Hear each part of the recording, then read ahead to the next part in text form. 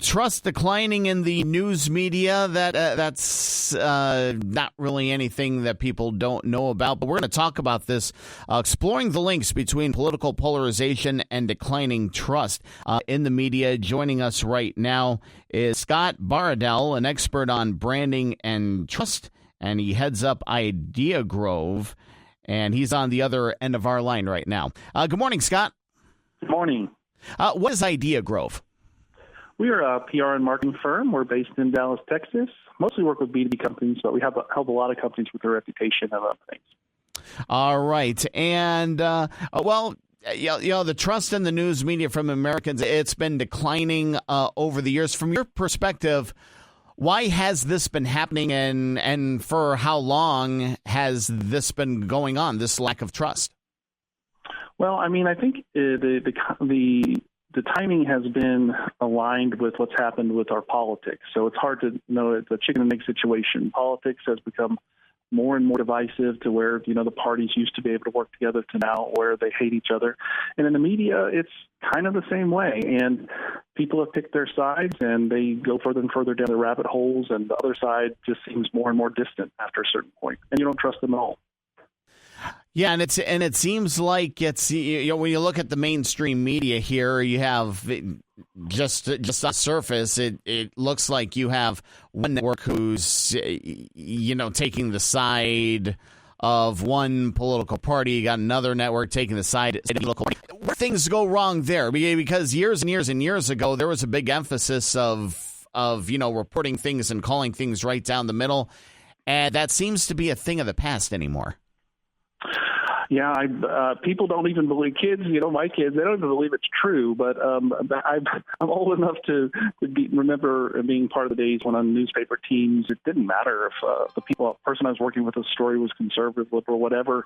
We were all just focused on trying to find out what the truth was. And believe it or not, that's the way it used to be for most newspapers, at least in the news sections as opposed to the editorial sections. And I think what's happened is that's not a viable model anymore. You've got to get clicks, and clicks are achieved through controversy and opinion and telling people what they want to hear, frankly.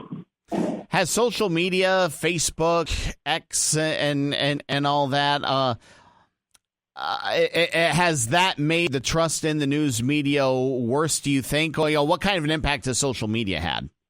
Yeah, social media has definitely made it worse. I think you could say it all started with in the cable universe. As you had more choices, then there was a need for brand differentiation, and Fox News appeared to say, hey, the traditional media is drifting left. We need a conservative alternative, and that's led to all the other reaction you've seen MSNBC and all the other politically, oriented outlets. And with social media, it's been amplified 100 times, because literally you not only, at least on Fox News or MSNBC, you might see a debate. It's slanted debate, but a debate. Today on social media, people are either just going to places that are constantly saying exactly what they want to hear, or they're dismissing news altogether and going to listen to, Patty or something like that. They're not interested in the things that we used to report on, like school board meetings and city council meetings, and the things that might actually help you to build a better community. Yeah, absolutely. We're talking with Scott Baradell, an expert on branding and trust. This is an interesting statistic I'm reading here. In 2006, U.S. newspapers took in $49 billion in advertising revenues. By 2022, that amount had fallen to less than $10 billion. That's just over a 16-year period there.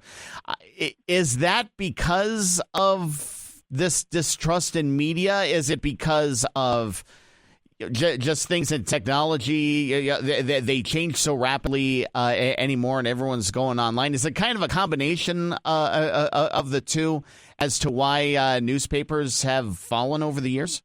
Yeah, it's happened in a few phases, but most recently, at a certain point, people, when they were getting their news online, they weren't going to the local newspaper's website. They were going to Facebook. They were going to Google News.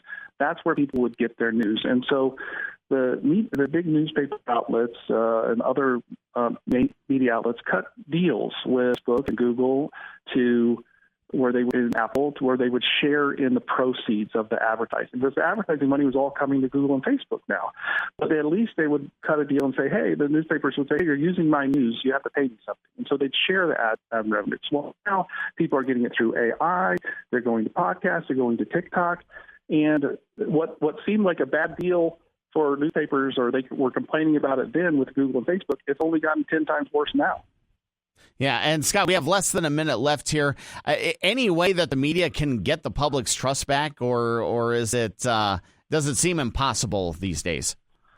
Well, it's almost like saying, how do we solve political polarization today? And it does. I hate to say it because I'm an optimistic person generally, but I don't see what the path is to get us back to a place where we can try to start with the same set of facts and try to be more respectful of the other side's opinion. I would love for us to get there. I don't quite see a path right now. Scott Baradell, expert on branding and trust. Scott, thanks so much for joining us this morning. Thank you.